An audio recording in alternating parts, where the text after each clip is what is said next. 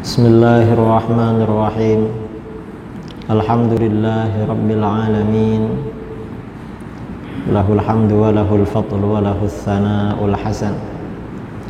Wa salawatullahil barrir rahim wa malaikatihil muqarrabin ala sayyidina Muhammadin khatamin nabiyyin wa ala alihi wa sahbihi ajma'in, amma ba'd. Ma'asyiral asatidzah al-fudala, para alim, para ulama, para ustaz, para ustazah, juga jawatan kuasa agama Islam Sibu, para pengurusi Masjid An-Nur, juga dari Majelis Agama Islam Sarawak, Ustadz Adib yang selalu menyertai kami di Sarawak, Tuan Imam, para khatib dan jamaah kaum muslimin dan muslimat yang hadir pada malam ini dalam Masjid An-Nur untuk kuliah malam. Tajuk yang akan kita bicarakan pada malam ini adalah berkaitan dengan bid'ah hasanah. Apakah bid'ah hasanah itu ada? Sebelum kita berbicara tentang bid'ah, kita perlu berbicara persoalan lain sebelum bid'ah, sebelum masuk pada bid'ah, karena ini juga penting sebagaimana bahasan soal bid'ah. Apa yang akan kita bicarakan? Pertama, kita juga perlu berbicara soal tradisi. Mengapa tradisi ini perlu kita bicarakan? Karena memang warna keislaman bangsa Melayu ini diwarnai dengan tradisi-tradisi Melayu yang tidak ada di masyarakat di luar Melayu. Dan ini mengapa tradisi-tradisi bangsa Melayu ini sampai sekarang terus berkembang meskipun bangsa Melayu telah masuk Islam. Karena memang oleh para ulama kita dulu dibiarkan tetap berjalan. Dan ini, tradisi ini termasuk salah satu pendekatan para ulama dulu di dalam berdakwah. Sebelum bangsa Melayu ini masuk Islam semuanya, bangsa Melayu ini masuk Islam sejak kapan? Sebenarnya bangsa Melayu ini masuk Islam sangat lama. Karena pada masa khalifah yang ketiga, Sayyidina Utsman bin Affan radhiyallahu an, sudah datang utusan kepada bangsa Melayu untuk mengajak bangsa kita masuk Islam. Pada waktu itu sudah ada sebagian bangsa Melayu yang masuk Islam, tapi masih belum mayoriti. Mayoriti bangsa Melayu ini masuk Islam kira-kira 600 tahun kemudian. Jadi setelah abad ke-7 Hijriah, mayoriti bangsa Melayu masuk Islam. Nah, bangsa Melayu ini tinggalannya di mana? Tinggal di mana? Bangsa Melayu ini tinggalnya mulai dari Kamboja, kemudian Thailand, ya, lalu Malaysia, Indonesia, Singapura, Brunei, kemudian juga utaranya Filipina. Ini termasuk satu rumpun sampai Indonesia bagian timur. Nah, sebelum mayoriti bangsa Melayu ini masuk Islam, mayoriti bangsa Melayu ini dulu sebagian besar beragama Hindu, sebagian ada yang beragama Buddhis, ada juga yang beragama animism, percaya tidak punya agama, hanya percaya kepada makhluk-makhluk halus, roh-roh halus, seperti orang Dayak di Kalimantan, orang asli di Semenanjung, atau suku anak dalam di Sumatera. Jadi yang tidak punya agama tertentu tapi punya kepercayaan pada makhluk-makhluk halus. Nah, bangsa yang semacam itu, bangsa Melayu yang agamanya macam itu, banyak memiliki tradisi. Sebelum Islam itu datang, tradisi masyarakat ini banyak berkembang di antara mereka. Ketika para ulama datang berdakwah menyebarkan agama Islam kepada bangsa Melayu pada abad ke-7 Hijriah, 600 tahun kemudian ya, dari masa-masa baginda Rasulullah SAW, melihat berbagai macam tradisi itu oleh para ulama tidak semuanya dihapus. Tetapi bagaimana? Dilihat, dipilih. Bagi tradisi yang tidak dilarang di dalam agama, tidak diharamkan menurut agama, oleh para ulama kita dibiarkan tetap berjalan dan dijadikan sarana pendekatan di dalam berdakwah kepada masyarakat. Itu tradisi yang tidak dilarang. Bagi tradisi yang dilarang menurut agama, kalau tradisi itu dilarang di dalam agama, oleh para ulama dihapus. Tidak bagi, tidak boleh dijalankan. Tapi kalau dijalankan tidak boleh, sementara dihapus juga sulit. Menghapusnya sulit, dijalankan juga tidak benar menurut agama. Maka bagaimana? Para ulama kita biasanya mencarikan solusi, jalan keluar. Dicarikan jalan keluar, paling tidak seandainya ini maksiatnya tidak besar sangat. Maksiatnya kecil sekali. Jadi memang dicarikan solusi. Ini contoh ya. Di Jawa Tengah itu ada daerah namanya Magelang. Di Magelang ada gunung namanya Gunung Merapi yang sering meletus. Karena di Indonesia ini, Sumatera, Jawa sampai Bali ini kan banyak gunung meletus kan. Nah, sekarang ini di Bali ada gunung agung namanya mulai batuk-batuk. Ya, tapi cuma batuk-batuk masih belum keluar. Nah, masyarakat Merapi, masyarakat Islam di sekitar Merapi ini punya tradisi membuang kepala kerbau tiap tahun ke Gunung Merapi sampai sekarang. Ketika orang-orang yang anti tradisi, orang-orang Wahabi datang ke sana, mereka langsung marah-marah. Kata mereka, ini syirik, kafir, karena membuang kepala kerbau ke Gunung Merapi. Padahal cuma membuang, tidak ada i'tiqad macam-macam. Setelah mereka melakukan penyelidikan, mereka ini menyelidiki mengapa masyarakat sini membuang kepala kerbau. Ternyata membuang kepala kerbau ini strategi ulama dulu dalam berdakwah. Dulu itu yang dibuang bukan kepala kerbau, tapi seorang manusia, anak perempuan yang masih gadis, masih darah. Mengapa? Mereka punya kepercayaan kalau gunung ini tidak diberi anak perempuan masih gadis, dibuang di situ, dibunuh, akan meletus. Begitu para ulama datang berdakwah, ini dilarang. Loh, tidak boleh membunuh manusia, itu dosa besar. Membunuh dengan cara apapun, termasuk dengan cara dibuang. Apalagi ini perempuan, masih gadis lagi, punya masa depan untuk menikah. Siapa tahu ada ulama berdakwah ke sini, ingin kawin lagi, bisa ditawarkan, tidak perlu dibuang. Akhirnya kata masyarakat, ini bagaimana Tuan Guru agar gunung tidak meletus? Oh gampang, sembelih kerbau, dagingnya dimasak untuk sedekah, makan bersama-sama. Karena as-sedekah tadfa'ul bala, sedekah itu boleh menolak bala. Lalu kepalanya dibuang, tidak apa, kasihkan kepalanya aja. Ya akhirnya ya kepalanya yang dibuang.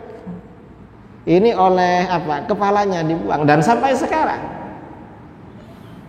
Ini cara ulama kita dulu berdakwah begitu. Nah, mengapa para ulama di dalam berdakwah dapat menerima tradisi masyarakat lokal, masyarakat tempatan. Karena Islam tidak anti tradisi. Islam dapat menerima tradisi selama tradisi itu tidak dilarang di dalam agama. Allah Subhanahu wa taala berfirman di dalam Al-Qur'an, "Khudzil afwa wa'mur bil 'urfi wa a'rid 'anil jahilin." Ambillah sifat pemaaf. Baginda Rasulullah Shallallahu alaihi wasallam diperintahkan oleh Allah untuk selalu memaafkan. Maafkan. Siapapun yang mengganggu kamu, maafkan. Karenanya ketika baginda ini ada di Mekah sebelum hijrah, tidak ada perang. Baginda ini diganggu, tidak melawan. Baginda ini disakiti, tidak melawan. Sampai diblok, tidak melawan. Itu bukan karena takut. Rasulullah SAW itu tidak takut. Dan Rasulullah itu hijrah dari Mekah ke Madinah. Sekarang ini kan bersamaan mal hijrah kan. Perlu kita tahu, baginda itu hijrah dari Mekah ke Madinah itu bukan karena takut. Bukan karena takut kepada orang kafir. Karena para nabi tidak ada yang takut. Kalau takut tidak akan berdakwah karena sendirian. Ketika baginda ini berdakwah, orang Mekah semuanya kafir. Kalau takut tidak akan berdakwah. Lalu mengapa baginda tidak melawan, malah hijrah? Perintah dari Allah, jangan melawan, maafkan saja. Diperintahkan hijrah ya hijrah. Itu Rasulullah. Mengapa para nabi tidak ada yang takut? Para nabi ini oleh Allah di dalam kitab-kitab akidah ya, para nabi oleh Allah diberi kekuatan fisikal luar biasa. Kekuatan badannya, kekuatan fisiknya 40 kali orang biasa. Jadi para nabi ini kekuatannya 40 kali orang biasa. Karena memang dipilih oleh Allah, diberi keistimewaan. Dan itu bukan kekuatan laki-laki dunia, bukan. Para nabi ini oleh Allah diberi kekuatan 40 kali orang biasa, itu orang surga. Besok ya, kalau tuan-tuan ini masuk surga, paling sedikit istrinya 70. Paling sedikit istrinya 70. Itu walaupun istrinya 70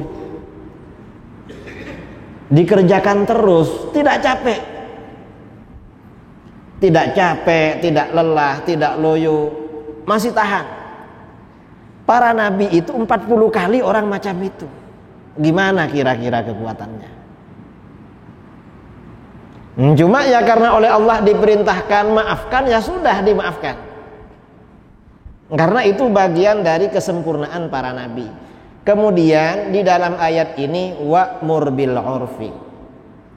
Suruhlah orang-orang mengikuti tradisi yang baik.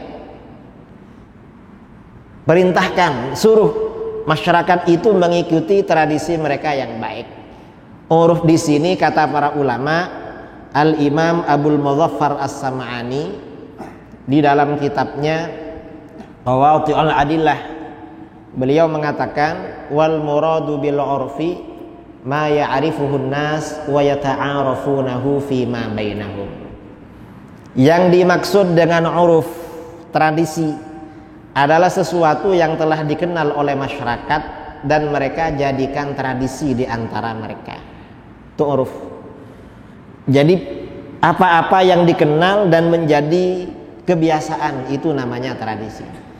Ternyata di dalam ayat ini Allah Subhanahu wa taala memerintahkan baginda Rasulullah Shallallahu alaihi wasallam agar mengikuti tradisi masyarakat yang baik. Karena tradisi itu tidak semuanya salah. Nah, karena Al-Qur'an perintahnya seperti itu, memerintahkan baginda agar menyuruh umatnya mengikuti tradisi masyarakat tempatan yang tidak keliru, yang memang baik. Maka di dalam berdakwah baginda juga menggunakan pendekatan tradisi. Kita ini kalau membaca kitab-kitab fiqh atau kitab-kitab hadis, akan kita jumpai hukum-hukum agama, hukum-hukum Islam yang sebenarnya oleh baginda Rasulullah SAW diambil dari tradisi Arab. Contoh yang dari tradisi Arab, akikah. Akikah itu asalnya dari tradisi Arab jahiliyah. Orang Arab jahiliyah punya anak laki-laki, bayi laki-laki, sembelih kambing 2. Tapi kalau bayinya perempuan, sembelih kambing 1. Setelah kambing disembelih, darah kambing itu diusapkan pada rambut, pada badan si bayi. Itu orang jahiliyah. Setelah baginda diutus oleh Allah Subhanahu wa taala, Rasulullah SAW tetap menjalankan akikah. Akikah tetap jalan. Cuma mengusapkan darah kambing pada rambut atau badan si bayi itu sudah dilarang. Mengapa? Karena itu tidak ada gunanya dan darah ini merupakan perkara yang najis. Akikah tetap jalan. Mengapa jalan? Karena akikah merupakan tradisi yang baik. Buktinya baik. Kita ini kalau lama tidak makan kambing, lalu ingin makan kambing, mau beli kambing tidak ada uang, tahu-tahu ada surat jemputan dari tetangga, isinya akikah, pasti serono. Mengapa? Ini kambing ini, karena akikah. Apalagi dibaca nama bayinya laki-laki, berapa kambingnya? Kembar lagi bayinya, laki-laki masih kembar, banyak kambingnya. Berarti kalau begitu akikah ini tradisi yang baik. Ini ya akikah. Kemudian contoh lagi, sebagian ibadah kita ini oleh baginda Rasulullah SAW ada yang diambil dari tradisi Yahudi. Apa? Puasa Asyura. Imam Bukhari Muslim meriwayatkan dari Ibnu Abbas radhiyallahu anhuma. Kata Ibnu Abbas dalam Bukhari Muslim, qadiman Nabi sallallahu alaihi wasallam al-Madinah fara'al yahud tasumu yauma Asyura. Baginda Nabi sallallahu alaihi wasallam hijrah ke Madinah. Sampai di Madinah, baginda melihat orang-orang Yahudi puasa Asyura. Melihat orang-orang Yahudi berpuasa Asyura, baginda tidak langsung murka, misalnya marah-marah, Yahudi, buat apa kamu puasa kalau tak masuk Islam? Kamu itu sesat, menyesatkan, puasa kamu tidak bakalan diterima. Tidak begitu cara Rasulullah berdakwah. Tapi ditanya, karena puasa itu tidak salah, bukan kesalahan. Ditanya oleh Rasulullah, ma hadza, ada apa ini kamu puasa? Mengapa kamu puasa? Ternyata kata Yahudi, hadza yaumun shalih, ini hari yang baik, kita puasa. Mengapa baik? Hadza yaumun najjallahu azza wa jalla bani Israil min aduwihim. Pada hari ini Allah dulu menyelamatkan Bani Israel dari musuh-musuhnya, Fir'aun. Jadi setelah Bani Israel ini akan dibunuh, Bani Israel akan dibunuh oleh Raja Fir'aun dan tentaranya. Malam-malam oleh Nabi Musa dibawa lari, diajak lari. Lari ketahuan, dikejar sampai ke tepi pantai. Setelah di tepi pantai tidak boleh lari. Ini tidak lari akan dibunuh, lari ke dalam lautan berarti mencari mati. Kemana ini? Mundur kena, maju kena. Nabi Musa berdoa kepada Allah. Lalu malaikat Jibril turun. Begitu malaikat Jibril turun, perintahkan Nabi Musa agar tongkatnya dipukulkan ke laut. Begitu tongkat itu dipukulkan ke laut, seketika lautan berubah menjadi jembatan yang boleh dilalui. Akhirnya Nabi Musa dan Bani Israel berlalu di situ karena sudah ada daratan, ada jembatan. Setelah sampai di semenanjung, sampai di Semenanjung, ternyata Fir'aun dan tentaranya mengejar, sudah sampai di tengah. Lalu oleh malaikat Jibril, tongkat itu suruh pukulkan lagi. Begitu dipukul lagi, jembatan itu kembali lagi menjadi lautan. Fir'aun dan tentaranya tenggelam. Itu bertepatan dengan hari Asyura 10 Muharram. Nah, untuk mengenang hari kejayaan itu, hari kemenangan itu, fasamahu Musa. Setiap hari Asyura Nabi Musa berpuasa, Bani Israel berpuasa. Mendengar jawaban itu, apa respon baginda Nabi SAW? Baginda justru bersabda, fa ana ahaqqu bi Musa minkum. Kalau begitu, aku lebih berhak mensyukuri Musa daripada kamu. Kalau kamu berpuasa Asyura karena mensyukuri Musa dan Bani Israel, aku harus melebihi kamu. Aku harus puasa juga kalau begitu. Aku harus melebihi kamu dalam puasa ini. Fasamahu wa amara bisyamihi. Lalu baginda SAW berpuasa Asyura, para sahabat juga diperintahkan puasa Asyura. Nah, ini artinya apa? Ini artinya dakwah kepada Yahudi melalui pendekatan tradisi mereka. Seakan-akan secara tidak langsung baginda ini bersabda kepada Yahudi, Yahudi, awakmu melebu Islam, kata orang Jawa. Kon melebu Islam, kamu masuk Islam. Ayo masuk Islam. Karena walaupun kamu masuk Islam, hubungan kamu dengan atuk-atuk kamu yang Yahudi tak akan putus. Kalau ketika Yahudi kamu puasa Asyura untuk mengenang, menyambut kemenangan atuk-atuk kamu dulu, setelah Islam kamu masih puasa Asyura, masih puasa ini, aku berpuasa, para sahabat berpuasa. Ini namanya dakwah melalui pendekatan tradisi. Artinya Islam dapat menerima tradisi. Ini berbeda dengan kelompok sebelah. Kalau menurut orang Wahabi, tradisi itu tidak ada.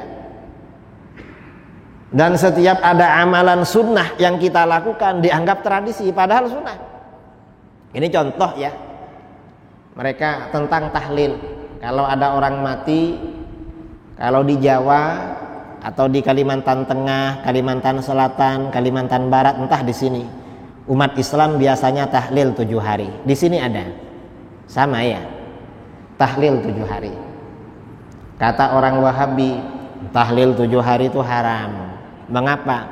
Itu tradisi Hindu. Kita jawab, mana ada orang Hindu baca tahlil? Kalau baca tahlil ya bukan orang Hindu.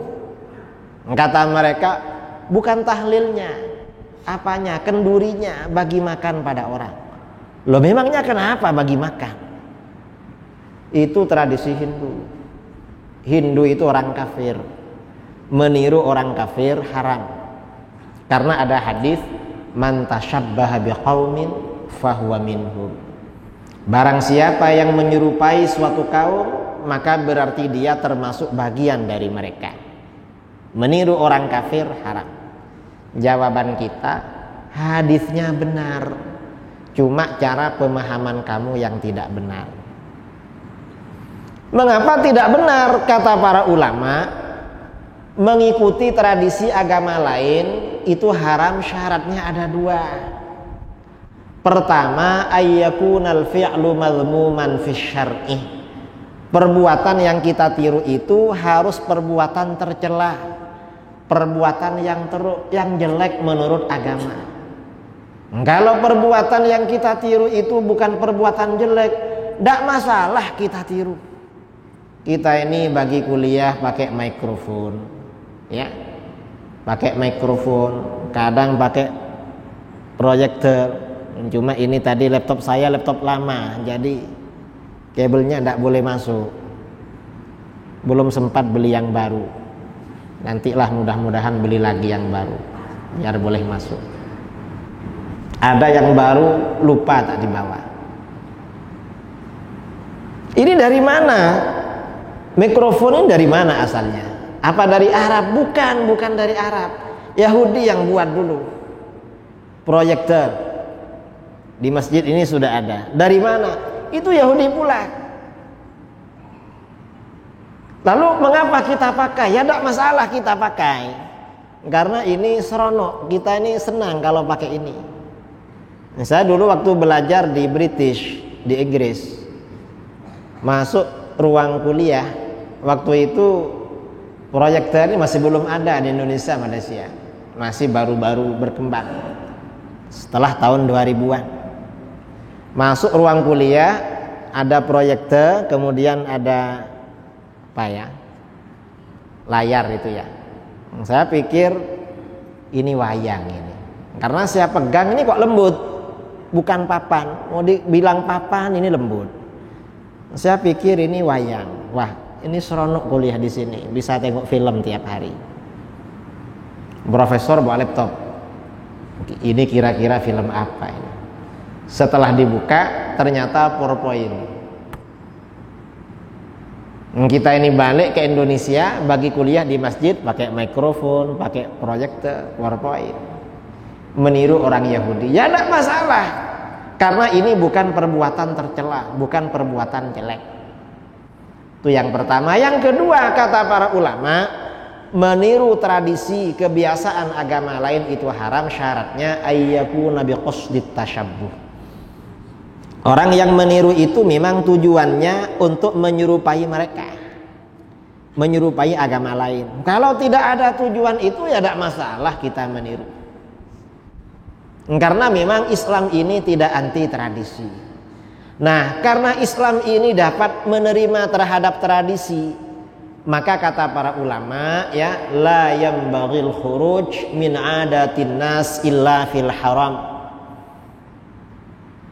Tidak sebaiknya meninggalkan tradisi masyarakat selama tradisi itu tidak diharamkan di dalam agama. Tapi kalau tradisi itu sudah haram, tak bagi. Selama itu tidak haram, jangan ditinggalkan. Mengapa? Kata orang Arab, tarkul adah adawah. Meninggalkan tradisi masyarakat dapat menimbulkan permusuhan. Umat Islam satu kampung ada orang mati baca tahlil, ada ustadz baru berfatwa tahlil haram. Ya gaduh di situ. Terjadi kegaduhan dan itu tidak baik. Umat Islam ini wajib bersatu. Tidak boleh gaduh agar dakwah kemana-mana, terutama kepada umat lain ini bisa berjalan dengan baik. Kalau kita sesama Islam ini gaduh, gimana mau ngajak orang lain? Karenanya Islam dapat menerima tradisi. Nah, bangsa kita ini tradisi yang paling banyak itu tradisi makan-makan. Bangsa Melayu ini. Mengapa? Ya mungkin karena daerah tempatannya subur. Hujan, curah hujan ini cukup baik, sungai-sungai banyak ikannya, tumbuh-tumbuhan di mana-mana ya. Kita ini tumbuh-tumbuhan, lautan sekeliling juga banyak ikan, hewan-hewan banyak. Karena makanan banyak, bangsa kita senang makan. Karena senang makan, bangsa Melayu ini senang membuat-buat program untuk makan-makan. Kalau di Indonesia, orang istrinya mengandung dapat 4 bulan kenduri makan. Namanya telon-telon. Dapat 7 bulan makan lagi. Namanya mitoni atau tingkepan. Nanti lahir dapat 40 hari makan lagi. Waktunya turun ke tanah makan lagi. Ini di Semenanjung juga ada. Atuknya mati selama 7 hari bagi makan. Dapat 40 hari makan lagi, 100 hari makan, tiap tahun makan, 1000 hari makan. Oleh para ulama tetap dibiarkan tradisi makan-makan. Mengapa? Tradisi memberi makan ini sangat islami, sangat Islam. Mengapa? Yang pertama, orang yang senang memberi makan pertanda amal ibadahnya diterima oleh Allah.